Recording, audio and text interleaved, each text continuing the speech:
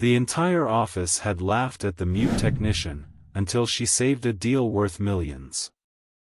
Carla entered the meeting room, stealthily as always, to clean up the remnants of coffee and paperwork from the meeting that had ended a few minutes earlier. The tables were littered with papers, charts, and some notes she thought were important. Her thin, neat hands touched the items with care, as if she had an innate habit of respecting other people's labor. At that moment Alessandro entered the meeting room. His abrupt steps and frowning face indicated tension at once. He looked at Carla but, as usual, did not say a word. She knew her place. She stood to the side, waiting for him to finish his call so she could continue cleaning. But suddenly her attention was drawn to the papers on the table. The graphs she was cleaning up seemed strangely familiar. Her gaze stopped on columns of numbers and signs that she had no trouble understanding. Carla used to do accounting, even before life had changed dramatically. This chart was wrong. She saw the error immediately. Alessandro, having ended the call, noticed Carla staring intently at the document. He asked sharply, "What, is something funny to you?" She shook her head quickly, but didn't take her eyes off the paper. Her face expressed seriousness. Then, plucking up courage, Carla pointed her finger at a line and then gestured to show that there was a mistake. Her movements were abrupt, as if she was afraid of being misunderstood. Alessandro, annoyed at first, stopped.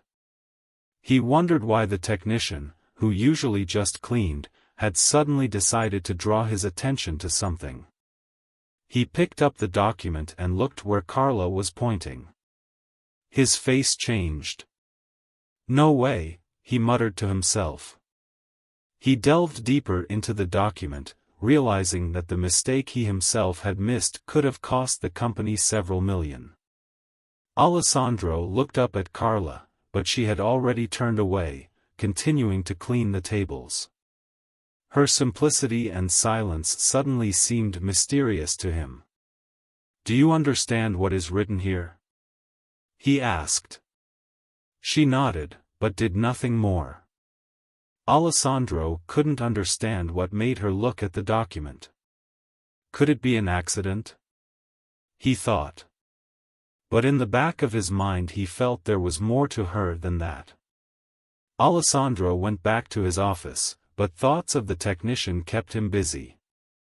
Why had she chosen to point out the error? How could she understand complex graphs and formulas? He flipped through the document again, realizing that Carla had saved them from possible failure.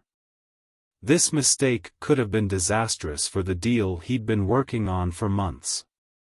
The next day he decided to find out more about her. Alessandro called Elena, the head of human resources, into his office. "I need more information on Carla," he said, crossing his arms over his chest. Helena raised her eyebrows, surprised at such a request. "Carla? Our technician?" she asked again. "What did she do?" "Just check. I need to know where she's from and why she's here," he replied, avoiding explanation. Helena left, but returned a few hours later with a folder. "There's hardly anything in here," she said. "She came to us 3 years ago. Unemployed, off the street. We took her in through a charity program. She has no family, no residency. But in all that time, she's never been late once, and she's always done her job perfectly." Alessandro frowned. Carla's story seemed too simple to him.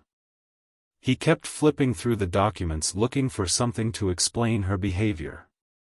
But there was only one thing there, a modest entry about her past experience working in a small office before she was on the street. That night, Alessandro couldn't sleep. He thought about Carla, about her gestures and looks. There was something about her that he couldn't understand. The next day he decided to talk to her in person. As Carla was cleaning the lobby, Alessandro walked over to her. He sat down in the chair across from her and gestured that he wanted to talk. "Carla," he began, trying to speak calmly. "You do realize I want to know more about you, don't you?"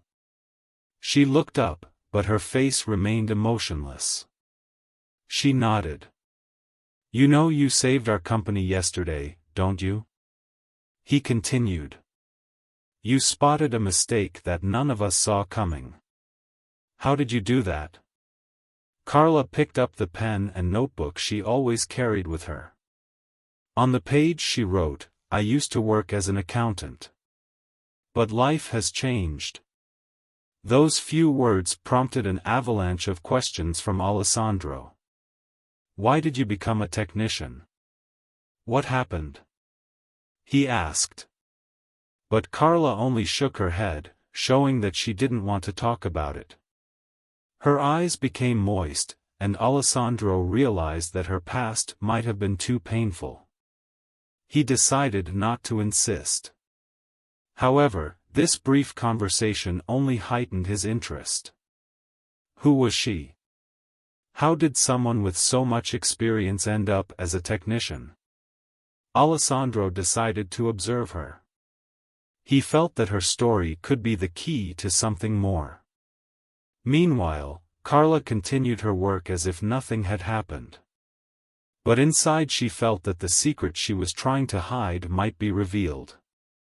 Her life before working at the company was filled with difficulties that she didn't want to remember. She was afraid that if someone found out the truth, everything she had built could come tumbling down. For days Alessandro was haunted by the thought of who Carla was. Her quiet modesty, her skill at noticing what others didn't, none of it fit with her image as a technician. He decided it was time to take action. A week after their brief conversation, he walked into his office and noticed a note on his desk. On it was written in neat handwriting, "Thank you for your trust. If you're interested, we can talk tonight after work. Carla." Her willingness to tell him about herself both surprised and alarmed him. He sensed this was a key moment. The lights were on in the conference room in the late afternoon. Alessandro walked in and saw Carla sitting at one of the tables. She was without her usual uniform, wearing a simple but neat dress. Her face was calm, but there was a mixture of confusion and determination in her eyes. "Thank you for agreeing to talk," Alessandro began, sitting down across from her. Carla pulled out a notebook and wrote, "I know you want to know how I ended up here. It's not a simple story." Alessandro nodded, encouraging her to continue. She began to write, pausing to consider each word. "I used to live a different life. I had a family, a career, a home. I was an accountant for a big company, I had a beautiful daughter. But one mistake turned everything upside down. My husband, he set me up. Stole the company's money and disappeared, leaving me with debts and accusations. I lost everything. Including the ability to speak." Alessandro felt his heart clench. Her story was too real, too painful. "It's awful," he said, in a slightly hoarse voice. "But why didn't you fight? Why didn't you prove your innocence?" Carla wrote, "I tried. But the evidence was against me. My daughter, she was taken away. It broke me. I couldn't talk anymore. I just couldn't." Alessandro was silent. There was sincerity in her eyes, and he knew she was telling the truth. But there was another question in her words. Why did she choose to tell him? "Why did you choose to share this with me?" he finally asked. Carla wrote, "Because yesterday, when you asked me why I noticed the mistake, I realized that I could be useful again. And maybe earn a chance to start over." Her words touched Alessandro. He realized that her talents were not just an accident, but the result of years of experience and knowledge. And now he was faced with a choice: leave it alone or help her. "You deserve this chance," he said confidently. "But to do that, you have to let me help you." Carla looked at him, trying to understand what he meant. Alessandro continued. "I'll help you rebuild your reputation. But to do that, we'll have to work together. Are you ready?" Carla nodded, but her gaze was full of doubt. Her past was hard, and she knew the road to recovery would be just as difficult. Alessandro suggested starting by having Carla return to her professional role. He had her review the paperwork for an important deal that was due in a week. Her analysis turned out to be flawless. But her true strength was revealed when the day of the negotiation came. That day, representatives of a large company with which Alessandro hoped to sign a multi-million-dollar contract gathered in the conference room. Everything was going according to plan, until one of the negotiators started asking questions related to financial calculations. These questions jeopardized the entire deal. Alessandro froze. But then Carla, who usually remained inconspicuous, gestured for him to give her the floor. She wrote on a piece of paper, "Allow me."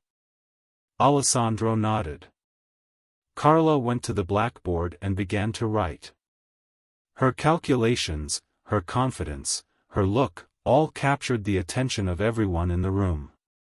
She proved that the company's calculations were flawless and refuted all doubts. When the negotiations were over, the other company's representatives thanked her. One of them even said, "You are a rare talent. Too bad you're not on our staff." Alessandro stood back, watching her. He knew he had made the right choice in trusting her. But that was only the first step. Carla left the conference room with a slight smile. She felt appreciated and respected for the first time in a long time. Her heart was filled with hope. The next day, the office was alive with the events of yesterday. Everyone was discussing how the mute technician had saved a deal that could have fallen through. Those who had previously looked at Carla with derision now looked at her with admiration, albeit with a degree of surprise. Carla, as always, continued her work as if nothing had happened. But inside she felt the weight of years of humiliation lifted from her. Alessandro called her into his office.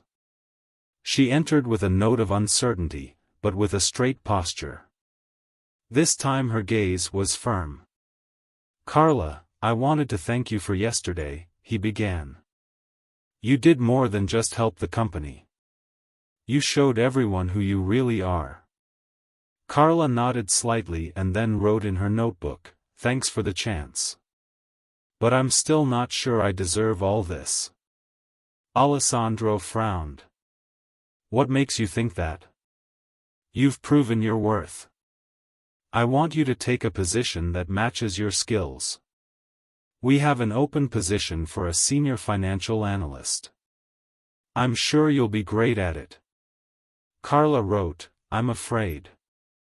I'm afraid that the past will catch up with me again. That I'll ruin everything." Alessandro walked to the window and thought for a moment. He understood her fears, but he knew that giving her a chance was the only way to help her move forward. "Listen, Carla. We all make mistakes. We all have a past, but that doesn't determine our future. I believe in you. But you have to believe in yourself." Her eyes filled with tears, but she quickly brushed them away with her hand. She picked up her notebook and wrote, "I'll try. But I need some time." Alessandro nodded. "Take as much time as you need. But remember, you've already proven you can handle it. And not just me, but everyone else. Meanwhile, the office staff began to approach Carla, thanking her for her contribution. Among them was Maria, one of the older employees, who had always been skeptical. "Carla," she began, lingering near her desk, "I wanted to say. You're amazing. I didn't know you had such talent." Carla smiled and wrote, "Thank you. I'm just lucky to be of service." "It's not just luck. It's more than that," Maria added, and then walked away, leaving Carla pensive. A few weeks later, Carla started a new life. Her first task in her new position was to analyze the company's financial strategy. Alessandro had assigned her the job on which the future of the company depended. She plunged into the job headfirst, utilizing her knowledge and experience that she had hidden for so long. But the past wouldn't let her forget it. One evening, while lingering in the office, Carla found an old photograph of her daughter that she kept in a secret pocket of her bag. She stared at it for a long time, remembering the days when her life had been different. Her heart squeezed with longing, but she knew she had to keep fighting to regain her happiness. The next day Carla decided to talk to Alessandro. "I have something important to share with you," she wrote as she entered his office. He looked at her carefully. "What's wrong?" Carla pulled out a picture of her daughter and showed it to him. "My daughter. Her name is Elise. She's with a foster family right now. I want her back, but to do that I need to prove that I can be a better mother to her." Alessandro took the picture, looked at the smiling girl and said, "You can do it. You're already doing it. Together we'll find a way to get her back." Her eyes shone with gratitude. She now had a goal that gave her the strength to move forward. Carla felt for the first time that she could share her personal experiences. Alessandro supported her like no one had before. He promised to help her find legal support to regain her parental rights. This became her new motivation, not only to work, but also to fight for her future. The next day, Alessandro introduced her to her family law attorney, Laura. A middle-aged woman with confidence in every word, Laura gave Carla hope from the first minutes of the conversation. "Carla, your story shows that you are an incredibly strong woman. I have connections in the foster care system. We'll file a petition for a review. But you need to prove that you can provide stability and safety for Elisa," Laura said as she looked over the paperwork. Carla wrote, "What do I need to do that?" "First, we'll gather positive references from your employer. Considering you've just been promoted, that will be a major plus. Secondly, we organize a meeting with the foster family. They need to see that you've changed, that you're ready to be a mother." Carla took a deep breath. She knew it wouldn't be easy, but her motherly love was stronger than her fear. In the office, the atmosphere began to change. Her coworkers no longer saw Carla as a techie. She was now part of the team. Some even began to approach her for advice, recognizing her experience and professionalism. Maria, who had once looked down on Carla, now became her support. "Carla, I hear you're fighting for your daughter. That's incredible. If you need help, let me know," she said one evening as they prepared a report together. Carla wrote, "Thank you. It's important for me to know that there are people who believe in me." The first challenge on Carla's journey was meeting her foster family. Eliza, who was just 6 years old, lived with a kind but strict couple, Anna and Thomas. They had raised her since she was 2 years old and considered her part of their family. Anna, a reserved woman with a soft voice, was reluctant to make contact at first. "We gave Elise a home she didn't have. You want her back, but are you sure it's best for her?" she asked, sitting across from Carla. Carla wrote, "She is my daughter. I am grateful to you for taking care of her.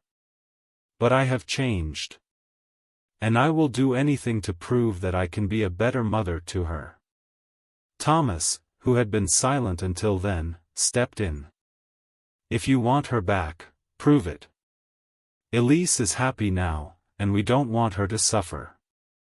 The words sounded cold, but Carla realized that their concerns were well-founded.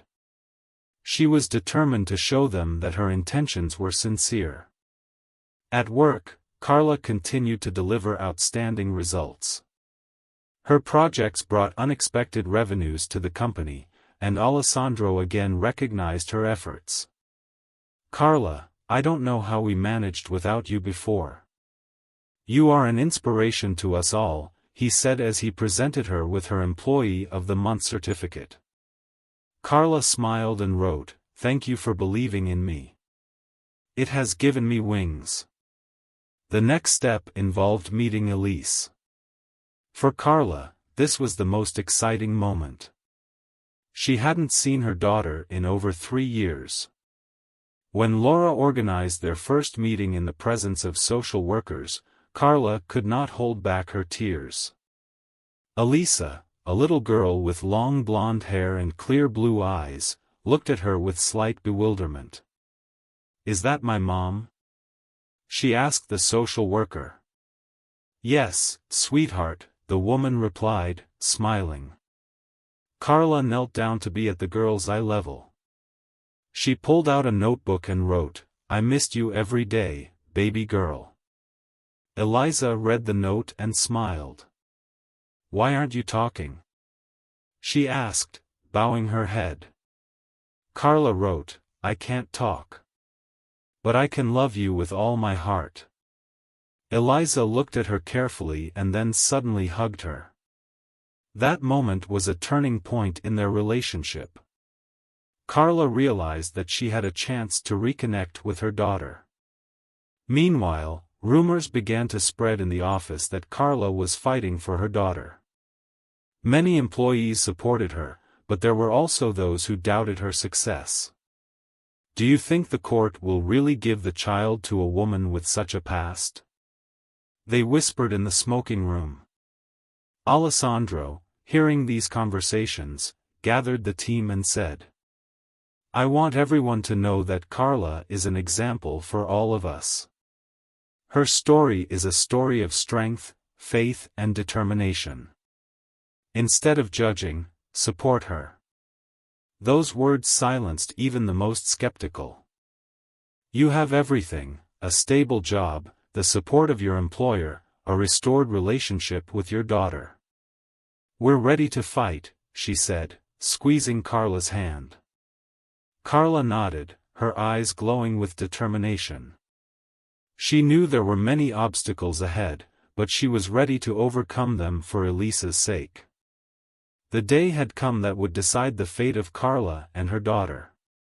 The morning began with a light drizzle, as if nature was also feeling the tension of the moment. Carla, dressed in an elegant black suit that emphasized her confidence, arrived at the courthouse with Laura. She was met at the entrance by Alessandro and Maria. Alessandro brought a bouquet of flowers.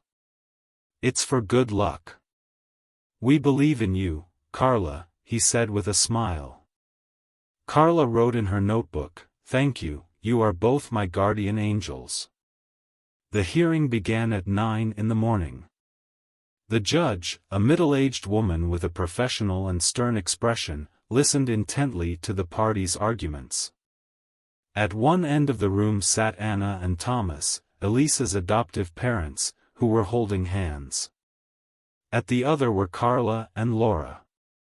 Anna was the first to give her testimony. She described how they had taken Eliza in when she was 2 years old, how she had quickly become part of their family and how they had tried to give her the best of everything. "We don't want to deprive her of her birth mother," Anna said, her voice shaking. "But we're afraid that this decision might be too hard on Elise." When it was Carla's turn, Laura presented the court with evidence of the changes in her life. She spoke of her successful career, the support of her colleagues, her restored relationship with her daughter. But the strongest argument was Carla's own words, written in advance. The judge read them aloud. "I'm not asking you to forget my past. I'm asking for a chance to show what kind of mother I can be now. Every day I spent away from Elise was a test for me. I changed for her, for us. Give me the chance to prove that I can make her happy." The words rang out in a hall filled with silence. The most touching moment was Eliza's own performance. The girl held on to the social worker's hand, but looked calm. "I like living with Anna and Thomas. But when I met Carla's mom, I felt something special. She loves me. I know she does." Those words brought tears to Carla's eyes. Even Thomas and Anna looked touched. After a long discussion, the judge finally announced her decision. Carla has proven herself capable of being a mother. However, the best interests of the child remain the top priority. I'm awarding joint custody. Elise will spend time with both her foster family and her birth mother. This decision will give her the opportunity to remain connected to both families. Carla closed her eyes to hold back tears. It wasn't what she had dreamed of, but it was a step toward restoring her family. When they left the courthouse, they were greeted by a group of friends and co-workers. Alessandro was the first to hug Carla. "You're incredible, Carla. This is just the beginning," he said. Maria handed her a cake that read, "Family always wins." Carla smiled and wrote, "Thank you. I couldn't have done it without you." That evening, Carla spent time with Elise in her new home for the first time. They cooked dinner together, played board games, and read a bedtime book. Eliza suddenly asked, "Mommy, will you always be there for me now?" Carla, holding back tears, wrote, "Always, my dear. Always." Here ends a story full of pain, hope, and victory. Carla proved that a mother's love can overcome any obstacle. Her journey inspired not only her surroundings, but also us, reminding us that everyone has a chance to start over.